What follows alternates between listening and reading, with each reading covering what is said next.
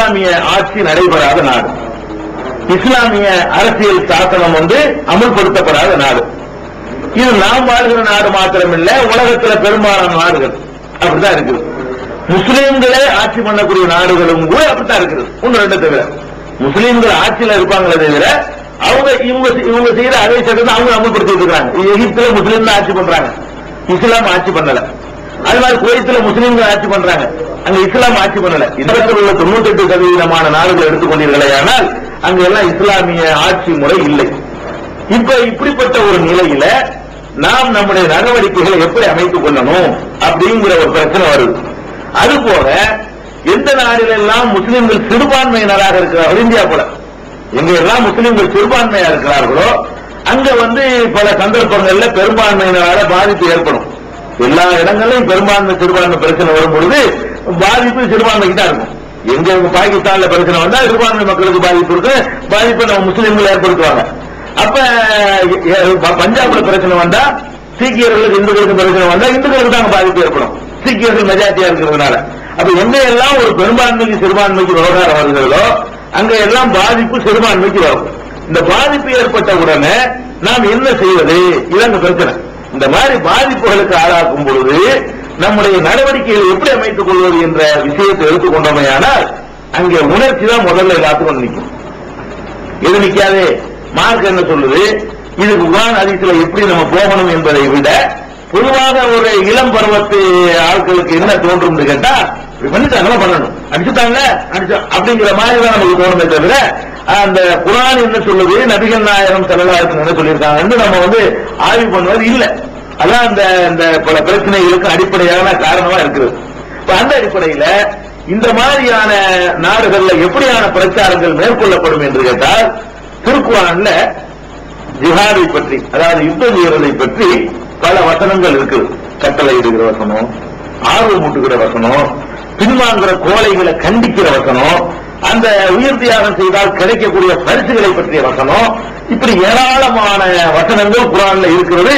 அந்த வசனங்களை எல்லாம் எடுத்துக்கொண்டு முன்னாடி வைக்கும் பொழுது அது என்ன தோன்ற, நம்மளை அல்லாஹ் ஆயுதம் தாங்கி போராட சொல்கிறான் அப்படிங்கிற மாதிரியான ஒரு கருத்துருவாக்கம் ஏற்படும். என்ன குர்ஆன்ல காட்டாங்க, அவங்களா சொல்லாம அது குர்ஆனுடைய வசனங்களை சொல்லும் பொழுது அது குர்ஆனை பற்றிய அறிவும் ஆய்வும் இல்லாதவர்களுக்கு மேலோட்டம் அப்பதான் இஸ்லாத்தை ஒரு தெரிந்து கொள்ற பக்குவத்தில் இருக்கிறவர்களுக்கு அது ஒரு ஈர்க்கக்கூடிய ஒரு அம்சத்தில் அமைஞ்சிருக்கும்.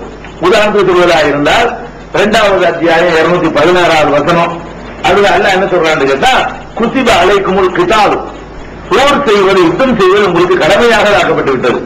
இது நோன்புல எப்படி குத்திப அலைக்குமுல் சியாமுன்னு எல்லாம் சொல்லணும், நோன்பு எப்படி கடமையாக்கப்பட்டு விட்டதுன்னு எல்லாம் சொல்றானோ அதே மாதிரியான வார்த்தையை பாருங்க யூஸ் பண்ணி இருக்கிறான்.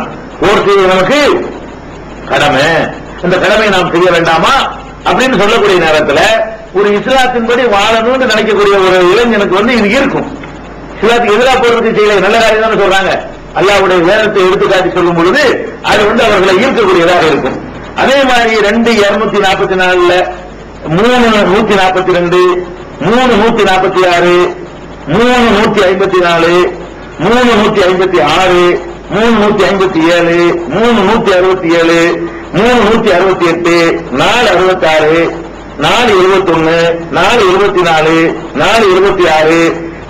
4:84, 4:95, 8:39, 9:14, 9:39, 9:81, 9:111, 47:20, 57:10 ஒரு உதாரணத்துக்கு சில வசனங்கள். இந்த வசனங்களை எடுத்து பாத்தீங்கன்னா, யுத்தம் செய்யுங்கள், சண்டை செய்யுங்கள், ஏன் செய்யாம இருக்கிறீங்க, இன்னும் உங்களுக்கு பயந்து சாப்பிடுறீங்களா, உலகத்தை விரும்புறீங்களா, இந்த மாதிரி கருத்து இருக்கும். நீங்க பாத்தீங்களா, நான் சொன்ன இந்த வசனங்கள் எல்லாம் எடுத்து பாத்தீங்கன்னா இதுல இன்னும் நிறைய இருக்கிறது. உதாரணத்துக்கு சில ஒரு ரொம்ப அழுத்தமான சொல்லக்கூடிய அந்த வசனங்களை மட்டும் நான் சில நம்பர்களை சொல்லியிருக்கிறேன். அப்ப இந்த வசனங்கள்லாம் என்ன சொல்லுதுன்னு கேட்டா, ஏன் சும்மா இருக்கிறீங்க, ஏன் யுத்தம் செய்யாம இருக்கிறீங்க, ஏன் போர் செய்யாம இருக்கிறீங்க, என்னத்துக்கு பயப்படுறீங்க, நீங்க யுத்தம் செய்யுங்க, அல்லாஹ் அவர்களை அடிப்பான், உங்கள் கையில் அவர்களை வேலை செய்வான், மலக்களை அடிப்பு உதவி செய்வான், அப்படி இப்படி இந்த மாதிரி கருத்துப்பட இவ்வளவு வசனங்களை காட்டும் போது இவ்வளவு இளைஞருக்கு சரியா தெரியுமா தெரியாதா? குர்ஆன் தானே சொல்லுது, அல்லாஹ் தானே சொல்றான். அப்ப அது சரிதான், அல்லாஹ் சொல்றான். அந்த உடனே அப்ப இந்த வேலை யாராவது செய்தார்களா அடுத்து கேள்வி வரும். பாருங்க, இந்த வேலை யாராவது செஞ்சாங்களா? குர்ஆன் தானே இருக்குது, அல்லாஹ் தானே சொல்றான். அல்லாஹ் சொல்ற விஷயத்தை பயந்து செய்ய மாட்டேங்கிறாங்க. யாருமே செய்ய மாட்டேங்கிறாங்க. அப்ப நாம தான் செய்யணும். செய்வதாக இருந்தால் என்ன செய்யணும்? நாங்க என்ன சொன்னாலும் கேட்கணுங்கிற மாதிரி ஒரு உறுதிமொழியை வாங்கி கொண்டு ஒரு கூட்டம் உருவாக்கப்படுவதற்கு இது நல்ல வசதியாக இருக்கிறது. அதுக்கப்புறம் கேள்வி கேட்காத என்ன சொன்னாலும் தலையாட்டக்கூடிய இது உயிர் கொடுக்கிற விஷயம், இதுல கட்டுப்பாடு தான் முக்கியம். இது உயிர் அப்படிங்கிற மாதிரி சொல்லும் போது என்ன செய்யும்? ஒரு பெரிய குரானையும் சொல்றாங்க, ஒரு நோக்கமும் நல்லா தெரிகிறது, பாதுகாப்புக்கு தான் சொல்றாங்க, தியாகம் என்ன சொல்றாங்க, வேற ஒண்ணு நமக்கு ஒரு கெட்டதை சொல்லல அப்படிங்கிற மாதிரி தெரியும் பொழுது அதுல நமக்கு ஒரு ஈர்க்கக்கூடிய ஒரு தன்மை இருக்கும். அதை மாதிரி அதே நேரத்தில் இன்னொன்னு நம்ம கவனிக்கணும். ஜிஹாதுங்கிறது ஜிஹாது இருக்கிற மாதிரி நபிகள் நாயகம் ஸல்லல்லாஹு அலைஹி வஸல்லம் அவங்களுக்கு அருளப்பட்ட அதே குர்ஆன்ல ஹிஜ்ரத்னு ஒண்ணு இருக்கு. ஜிஹாது என்ற மாதிரி வசனம் என்ன இருக்குது? ஹிஜ்ரத் செய்யுங்கள்ங்கிற ஒரு கருத்தை சொல்லக்கூடிய வசனங்களும் குர்ஆன்ல இருக்கிறது. சபர் செய்யுங்கள் சொல்லக்கூடிய வசனங்களும் குர்ஆன்ல இருக்கிறது. அது குர்ஆன்ல யுத்தம் செய்யுங்கள்ங்கிற வசனம் எவ்வளவு இருக்குதோ அதுக்கு ஈக்குவலாக நீங்கள் பொறுத்துக் கொள்ளுங்கள், சபர் செய்யுங்கள் அப்படிங்கிற மாதிரியான கருத்துப்படவும் வசனங்கள் இருக்கிறது. இன்னொரு வகையான வசனம் என்னன்னு கேட்டா ஹிஜ்ரத் ஊரை விட்டு ஓடுங்க, அதாவது ஒண்ணு சகிச்சுக்கிறீங்கன்னு ஒண்ணு, இன்னொன்னு ஊரை விட்டு ஓடுங்கன்னு ஒண்ணு, இன்னொன்னு யுத்தம் செய்யுங்கன்னு ஒண்ணு. 3 விஷயங்கள், 3 ஒண்ணுக்கு ஒண்ணு கான்ட்ரோவர்சியானது. பொறுத்துக் கொண்டீர்களேயானால் ஓடவும் இயலாது, யுத்தம் செய்யலாது. பொறுத்துக் கொள்ளுங்களுக்கு மீனிங் என்ன? ஓடவும் கூடாது, யுத்தம் செய்யக்கூடாது. ஓடுங்களுக்கு என்ன மீனிங்? பொறுத்துக்கலாம் இருக்காது, ஓடி யுத்தம் செய்யாது, ஓடு போது இடத்த காலி பண்ணும், இடத்த காலி பண்ணு ஓடுங்கிற கருத்து போடவும் குர்ஆன்ல வசனங்கள் இருக்கிறது. பொறுத்துக்கிட்டு போகணும் குர்ஆன்ல வசனங்கள் இருக்கிறது. அதே நேரத்தில் அடின்னு ஒரு நல்ல வசனம் இருக்கு. அப்ப 3ல 1ஐ ஏற்று 2ஐ மறுத்தால் அவர்களுக்கு தண்டனை என்ன? அல்லாஹ் சொல்லி காட்டுறான். அப்ப தூமினூன பிபாஹில் கிதாப், வேதத்தில் ஒரு பகுதியை நம்பி தக்ஃபுரூன பிபாஹில், இன்னொரு பகுதியை நீங்கள் நிராகரிக்கிறீர்களா? ஃபமா ஜஸாஉ மன் யஃஅலு ذلك, இதை செய்பவனுக்குரிய தண்டனை என்ன தெரியுமா? இல்லா ஹிஸ்யுன் ஃபில் ஹயாத்தி துன்யா, துன்யா வாழ்க்கையில கடும் இழிவு ஏற்படும். உலகத்துல ரொம்ப கேவலத்துக்கு மேல கேவலம் அவர்களுக்கு ஏற்படும். யௌமுல் கியாமத்தி யுரத்தூன இலா அஷத்தில் அஸாப், மறுமை நாளையில கடும் தண்டனை வேற காத்திருக்கிறது. அப்ப வேதங்களை குர்ஆனை எடுத்துக்கொண்டோமையானால் இதை மட்டும்தான் நான் எடுத்துக்கிறோம், இதெல்லாம் நான் எடுக்க மாட்டேங்க கூடாது. பொறுமையை சொல்ற வசனத்திற்கு நீ என்ன சொல்கிறாய்? அதே நேரத்தில் இதை அதுல என்ன எடுத்து நான் இதை மறக்க கூடாது.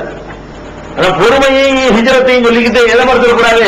இந்த போர் செய்கள் எல்லாம் சொல்றானே அதை மறுத்தக்கூடாது. 3ஐயுமே இணைத்து ஒரு கருத்து வருவோம் பாருங்க, அதான் கரெக்டான கருத்து. 3ஐயும் சேர்ந்த மாதிரி ஹிஜ்ரத்துங்கிறது எப்ப, சபுருங்கிறது எப்ப, ஜிஹாதுங்கிறது எப்ப, இந்த 3ஐயும் சேர்த்த மாதிரி ஆய்வு பண்ணமையானால் சபுர் செய்ய வேண்டியதற்கு என்று ஒரு நேரம் இருக்கிறது. அந்த நேரத்தில் நாம் இருந்தோமையானால் சபுர் செய்ய வேண்டும். ஹிஜ்ரத் செய்வதற்கு என்று ஒரு நேரம் இருக்கிறது. அந்த நேரத்தில் நாம் இருந்தோமையானால் ஹிஜ்ரத் செய்ய வேண்டும். ஜிஹாத் செய்வதற்கு என்று ஒரு நேரம் இருக்கிறது. அந்த நேரத்தில் நாம இருந்தோமே, அந்த கட்டத்தை அடைந்தோமையானால் நமக்கு ஜிஹாத் செய்யும்.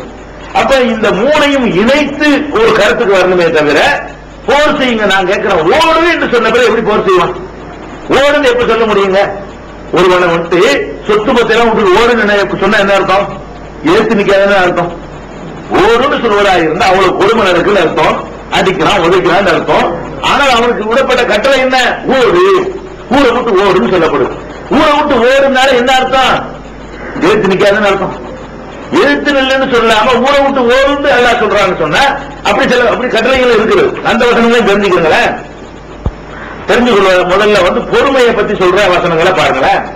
பொறுமையை சொல்வதற்கு ஃபர்ஸ்ட் நபிகள் நாயகம் ஸல்லல்லாஹு அலைஹி வஸல்லம் அவங்களுடைய ஹதீஸ்ல இருந்து ஆரம்பிப்போம். அவங்க என்ன சொல்றாங்கன்னு கேட்டா, அப்துர் ரஹ்மான் இப்னு அவுஃப் அவங்களும் அவங்களை சேர்ந்த சில சஹாபாக்கள், அப்துர் ரஹ்மான் அவுஃப் ஆரம்ப கால முஸ்லீம்ல உள்ளவரால் மக்காக்காரர், அவரும் சில சஹாபாக்களும் நபிகள் நாயகம் ஸல்லல்லாஹு அலைஹி வஸல்லம் அவங்கள்ட்ட மக்காவை என்ன சொல்றாங்கன்னா, அல்லாஹ்வுடைய தூதரே, நாங்கள் இணை கற்பிப்பவர்களா இருந்தோம் இல்லையா, அப்ப நாங்க கண்ணியத்தோட இருந்தோம், வசதியோட இருந்தோம். இன்னைக்கு நாங்க இஸ்லாத்தை ஏத்துட்டோம். இன்னைக்கு நாங்க எப்படி சொல்றாங்கன்னா, யார சொல்லலாம், இன்னா குன்னா ஃபி இஸ்ஸின் வ நஹ்னு முஷ்ரிகூன், நாங்கள் முஷ்ரிக்குகளாக இருக்கும் பொழுது